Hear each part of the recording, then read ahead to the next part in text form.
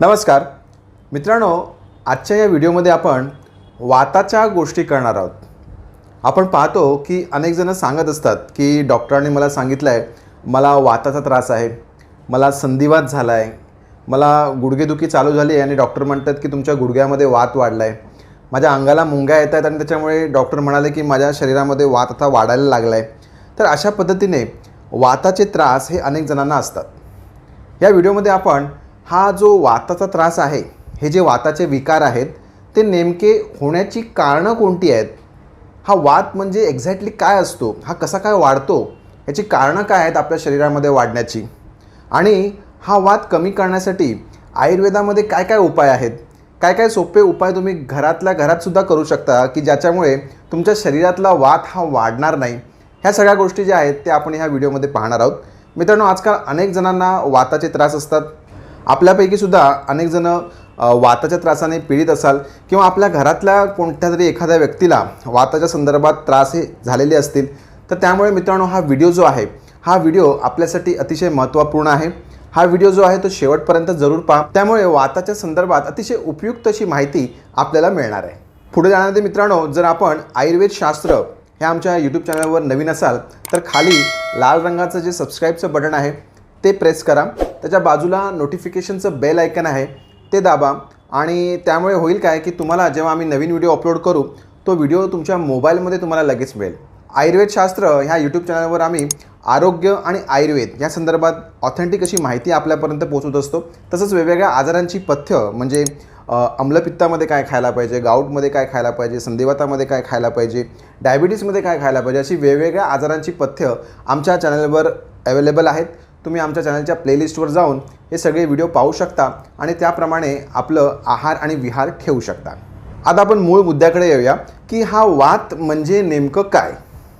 आता बघा, आयुर्वेदाचा जो मेन सिद्धांत आहे ना, बेसिक सिद्धांत, त्याच्यामध्ये त्यांनी सांगितलं आहे की आपल्या शरीरामध्ये वात, पित्त आणि कफ हे 3 दोष असतात। आता दोष म्हणजे आपण म्हणतो ना की ह्याच्यामध्ये हा दोष आहे किंवा जन्मपत्रिकेमध्ये हा दोष आहे, तर तो दोष नाही आहे, तो आता इथे आयुर्वेदाला आम्हाला अभिप्रेत नाही आहे। दोष म्हणजे काय की अशा प्रकारच्या गोष्टी ज्या आपल्या शरीरामध्ये असतात आणि ज्या नॉर्मल असतील तर आपल्या शरीराला काही त्रास होत नाही, ते शरीराच्या सगळ्या क्रिया करत असतात, आणि त्या नॉर्मल नसल्या म्हणजे त्या वाढल्या किंवा त्या कमी झाल्या किंवा त्या खराब झाल्या तर मग आपल्याला आजार होतात। तर अशा प्रकारच्या ज्या गोष्टी आहेत, ज्या 3 गोष्टी आहेत, त्याला आयुर्वेदामध्ये दोष म्हटलेला आहे। तर दोष म्हणजे असा दोष तुम्ही लक्षात घेऊ नका। दोष म्हणजे अशा एंटिटी, अशा गोष्टी की ज्या शरीरामध्ये वावरत आहेत, शरीरामध्ये नांदत आहेत आणि त्या नॉर्मल असतील तर आपल्याला काही त्रास होत नाही। तर त्यापैकीच वात हा दोष आहे, आणि आयुर्वेदामध्ये वाताला एक प्रकारे परमेश्वर असं सांगितलेलं आहे। बघा, आता मी तुमच्याशी बोलतोय, बोलताना माझा आवाज उमटतोय, माझे हातवारे होत आहेत, माझ्या पापण्यांची उघडझाप होते, तर ह्या सगळ्या ज्या क्रिया आहेत ना, ह्या वातदोषाच्या अधिपत्याखाली येतात। आपल्या शरीरातल्या सगळ्या क्रिया म्हणजे हे शरीररूपी जे आपलं यंत्र आहे ते चालवण्याचं काम हा वात करत असतो, आणि जेव्हा वात नॉर्मल असतो तेव्हा ह्या सगळ्या क्रिया ज्या आहेत त्या सुयोग्य स्थितीमध्ये होत असतात। आता वाताचे 5 प्रकार सांगितले आहेत: प्राण, उदान, समान, व्यान आणि अपान। प्राणवायू जो असतो तो आपल्या वरच्या डोक्यामध्ये असतो। जर प्राणवायू म्हणजे आपल्याला पाहणं, दिसणं, त्यानंतर आपण वास घेतो, आपण विचार करतो, आपल्या मनाच्या ज्या वेगवेगळ्या क्रिया होतात, तर ह्या सगळ्या क्रिया ज्या आहेत त्या प्राणवायूच्या अधिपत्याखाली येतात। प्राणवायू ते करून घेत असतो। त्यानंतर उदानवायू आहे। उदानवायू जो असतो तो आपले जे श्वास उच्छ्वासाची जी क्रिया असते, आपले फुफ्फुसांची जी कामं आहेत, हवा शुद्ध करणे, या सगळ्या गोष्टी आहेत, ह्या गोष्टी उदानवायू करतो। त्यानंतर व्यानवायू असतो। व्यानवायू आपल्या हृदयामध्ये असतो। तर हृदयामधून जे रक्त विक्षेपण असतं, आपल्या शरीरामध्ये सगळ्या ठिकाणी जे रक्त जात असतं त्याचं नियंत्रणाचं काम व्यानवायू करतो। अपानवायू जो आहे तो आपल्या आतड्यांमध्ये असतो, आणि हा आतड्यांमध्ये आपलं जे मोशन असते, पुरुष असतो, संडास असतो, ते बनवण्याचं काम अपानवायू करत असतो। तसंच समानवायू असतो। समानवायू हा अपानवायूच्या वरती असतो, आपलं पचनशक्ती व्यवस्थित करण्याची, म्हणजे आपल्याला आम्लपित्त होऊ नये, आपल्याला ॲसिडिटी होऊ नये, आपल्या अन्नाचं पचन व्यवस्थित व्हावं, ह्या सगळ्या गोष्टी ज्या आहेत त्या समानवायू करत असतो।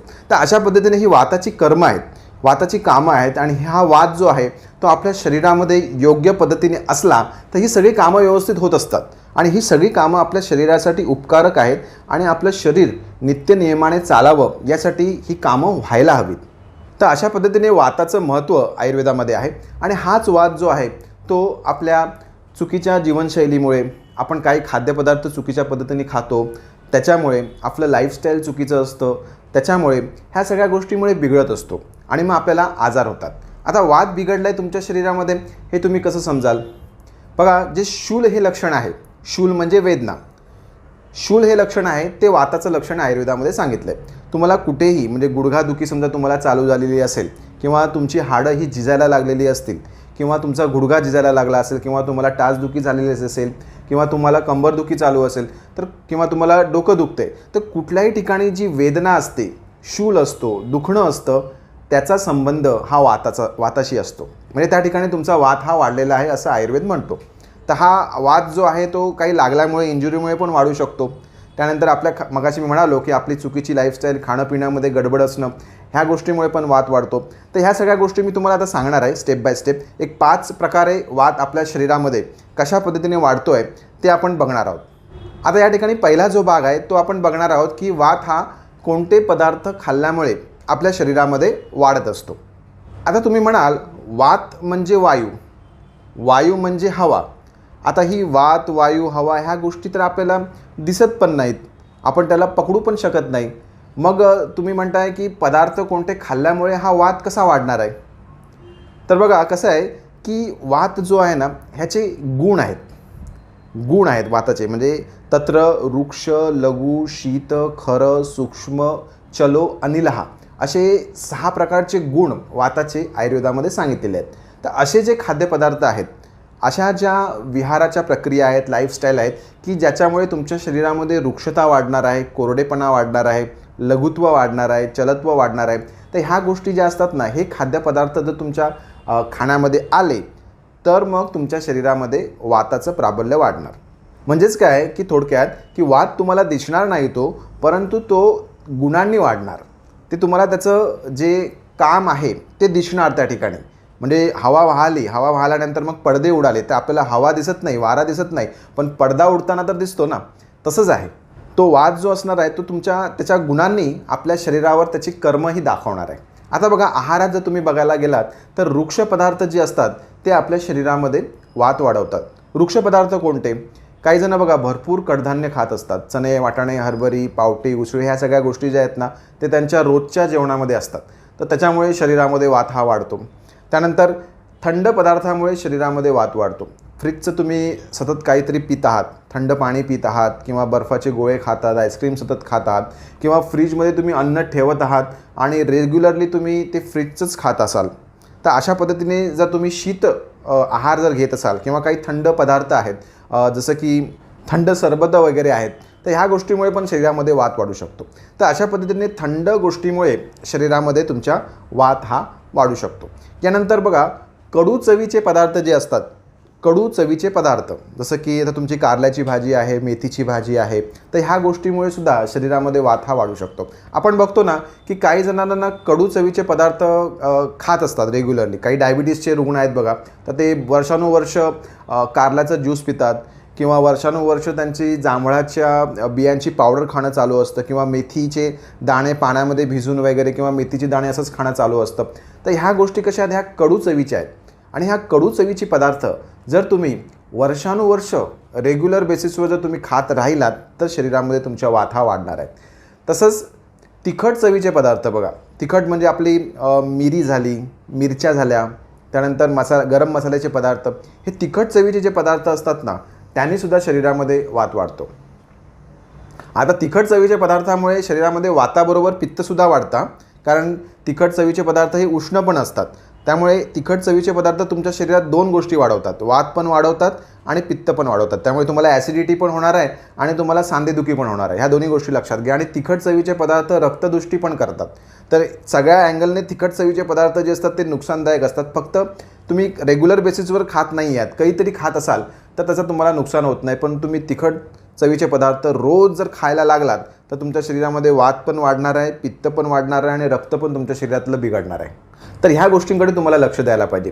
तुमच्या आहारामध्ये जर तुमच्या शरीरात वाताचं आधिक्य असेल, तुमच्या शरीरामध्ये वात हा वाढत असेल, तुम्हाला गुडघेदुखीचा, कंबरदुखीचा, त्यानंतर टाचदुखीचा, फ्रोझन शोल्डरचा, कोणत्याही जॉईंटमध्ये तुम्हाला पेन वगैरे ह्या गोष्टी होत असेल किंवा डॉक्टरने तुम्हाला सांगितलं असेल की तुम्हाला वाताचा त्रास आहे, तर ह्या चवीचे पदार्थ तुम्ही खाऊ नका. कडू चवीचे पदार्थ खाऊ नका तुम्ही, तिखट चवीचे पदार्थ खाऊ नका आणि तुरट चवीचे पदार्थ खाऊ नका.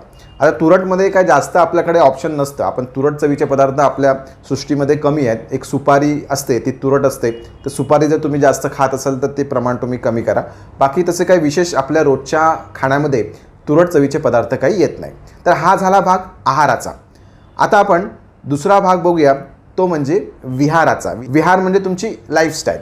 आता विहारामध्ये एक महत्त्वाची गोष्ट येते, ती म्हणजे रात्रीचं जागरण होणे. अनेक जणांची नाईट शिफ्ट असते, रात्रीचं जागरण होत असतं, त्याच्यामुळे शरीरामध्ये रुक्षता, कोरडेपणा वाढतो, शरीरात वात वाढतो. त्यानंतर काही जणांना झोप लागत नाही, रात्रीची 2-2, 3-3 वाजेपर्यंत झोपच लागत नाही. मग अशामुळे काय होतं, झोप न लागल्यामुळे वात वाढतो आणि वात वाढल्यामुळे पुन्हा झोप लागत नाही. असं ते एक विसियस सायकल जे असतं ते शरीरामध्ये चालू राहतं आणि मग अधिकाधिक वात वाढून, अधिकाधिक रुक्षता वाढून मग पित्त पण वाढतं आणि मग ॲसिडिटीचे त्रास, पोट साफ न होणं, ह्या सगळ्या प्रक्रिया ह्या घडत असतात. ह्या सगळ्या गोष्टी ज्या असतात ना, त्या एका मागोमाग एकाला लिंक असतात.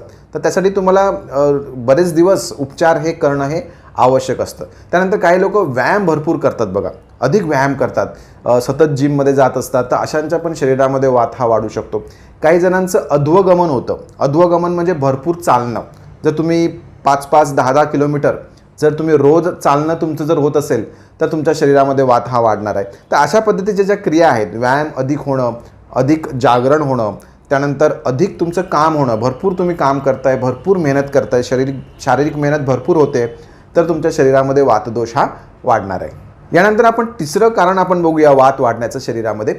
तर ते वात वाढण्याचं तिसरं कारण जे आहे ते आहे वेळ, टाईमानुसार पण शरीरामध्ये वात वाढतो. बघा, आपल्या जे आयुष्य असतं, आपल्या आयुष्याच्या 3 अवस्था सांगितलेल्या आहेत.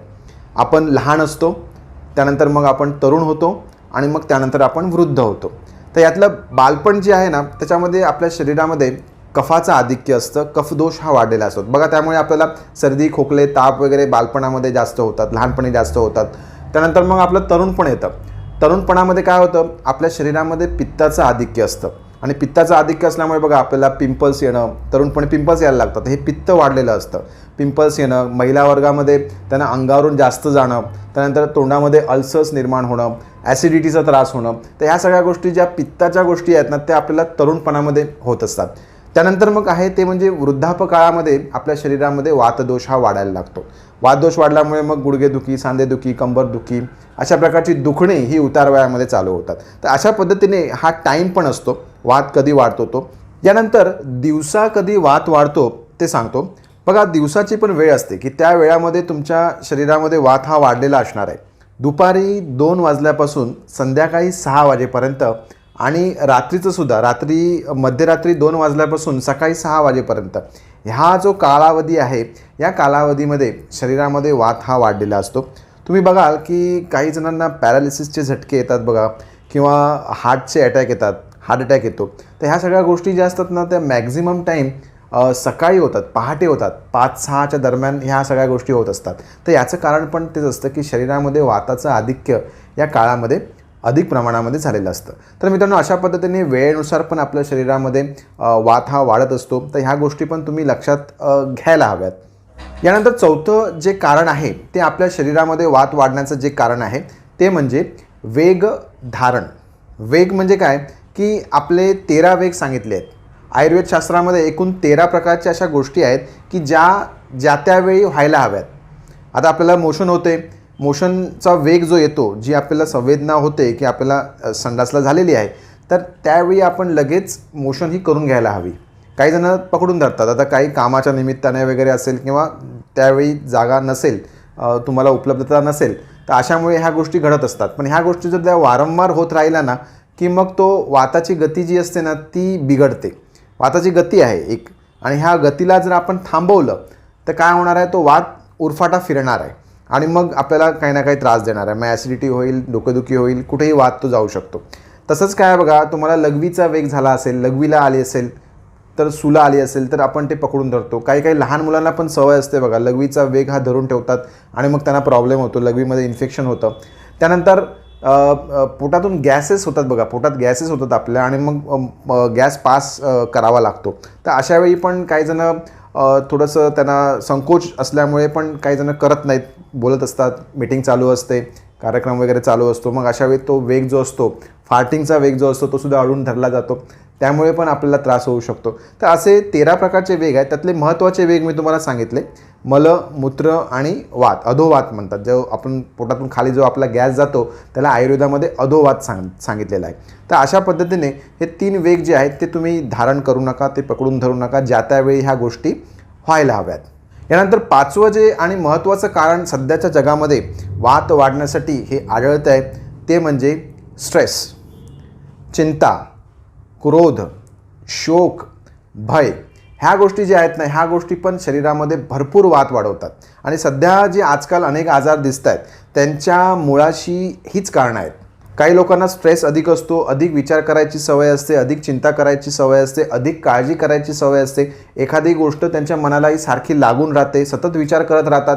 ह्या सगळ्या गोष्टी ज्या आहेत, ह्या क्रोधित होणं, शोक करणं, भय होणं, भीती वाटत राहणं, काळजी करत राहणं, ह्या सगळ्या गोष्टीमुळे सुद्धा आपल्या शरीरामध्ये वात हा मिनटाला वाढत असतो. आणि वाताचे व्याधी ही तुमचे ह्या सगळ्या गोष्टींमुळे आणखी वाढत राहणार आहेत.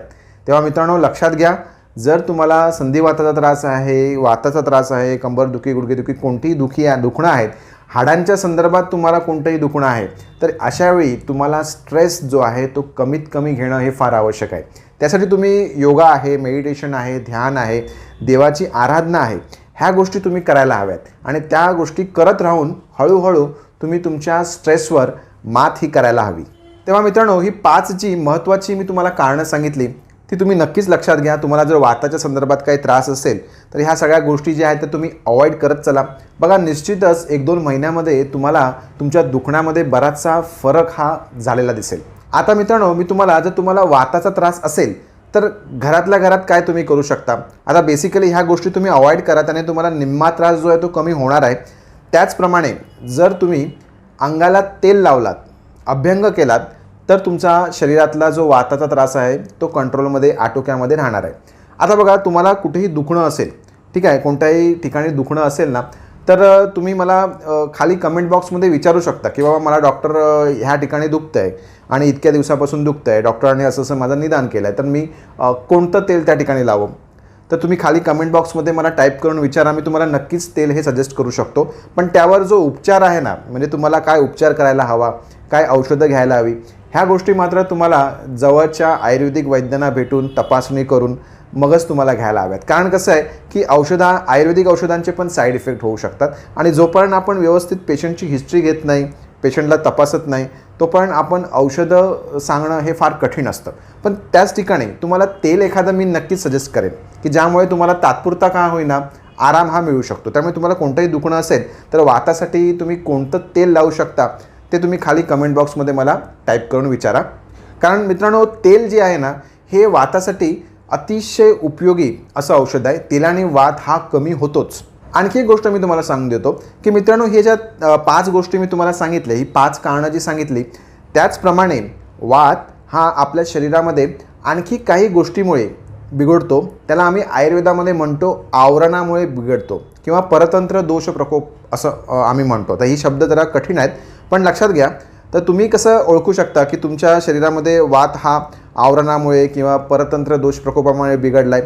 तर बघा ज्या व्यक्तींना जर तुम्हाला दुखतं आहे, कुठेही दुखतं आहे आणि त्या ठिकाणी तुम्ही तेल लावताय, बरोबर, सकाळ संध्याकाळ तेल लावताय, 5-6 दिवस झाले तुम्ही तेल लावलात, पण तुमचं दुखणं काय कमीच झालं नाही, उलट वाढलं, दुखणं काय कमी झालं नाही आहे, उलट वाढलं किंवा आहे तसंच आहे, असं जर असेल तर तुम्ही लक्षात घेऊ शकता की हा जो वात वाढायचं शरीरात तुमच्या कारण आहे ना ते म्हणजे तुमचं पित्त खराब झालेलं असेल, पित्ताने वाताला बिघडवलेलं असेल, कफाने वाताला बिघडवलेले असेल, किंवा तुमच्या शरीरामध्ये मांस, मेद हे सगळे धातू वाढले असतील, किंवा तुमच्या शरीरामध्ये रक्तदृष्टी झालेली असेल. तर अशावेळी ह्या गोष्टी ठीक कराव्या लागतात. म्हणजे वाताचं आवरण, वातावर एक प्रकारे आवरण आलेलं असतं मांसाचं, चरबीचं, तर हे आवरण आपल्याला दूर करावं लागतं आणि मग वाताची ट्रीटमेंट करावी लागते. अशा पद्धतीने स्टेप बाय स्टेप जावं लागतं, मग तुम्हाला आराम पडतो. तेलाने जर तुम्हाला बरं वाटतं आहे, तेल लावलं आहे की तुम्ही म्हणताय अरे हा डॉक्टर तेल लावलं की मला जरा बरं वाटतं, मग तुम्ही मात्र समजू शकता की वात जो आहे तो तुमच्या ह्या 5 कारणामुळेच बिघडतो आहे. मग त्या पद्धतीने तुम्ही ह्या गोष्टी अवॉइड करा आणि तेल चालू ठेवा आणि आपला आहार विहार ठेवा. आणि जर तुम्हाला तेलाने बरं वाटत नाही आहे, उलट तेलाने दुखणं वाढतंय तर मात्र तुम्हाला वेगळ्या गोष्टींचा विचार करायला हवा. त्यासाठी तुम्हाला जवळच्या आयुर्वेदिक वैद्यांचा सल्ला हा घ्यायला हवा. मित्रांनो, वातासंदर्भात आपल्याला काही प्रश्न असतील, काही कुशंका असतील आणि आपल्याला काही गोष्टी समजल्या जरी नसतील तरी खाली तुम्ही कमेंट बॉक्समध्ये आम्हाला टाईप करून विचारू शकता. आम्ही नक्कीच आपल्या प्रश्नांची उत्तरं देऊ. मित्रांनो, ही माहिती जी आहे वातासंदर्भात, ही माहिती आपल्याला जर आवडली असेल तर हा व्हिडिओ लाईक करा. हा व्हिडिओ अधिकाधिक लोकांपर्यंत शेअर करा, त्यामुळे अतिशय उपयुक्त अशी माहिती सर्वांना समजेल. मित्रांनो, आता इथेच मी थांबतो. पुढच्या वेळी एखादा नवीन विषय घेऊन आपल्यासाठी येईन. तोपर्यंत धन्यवाद.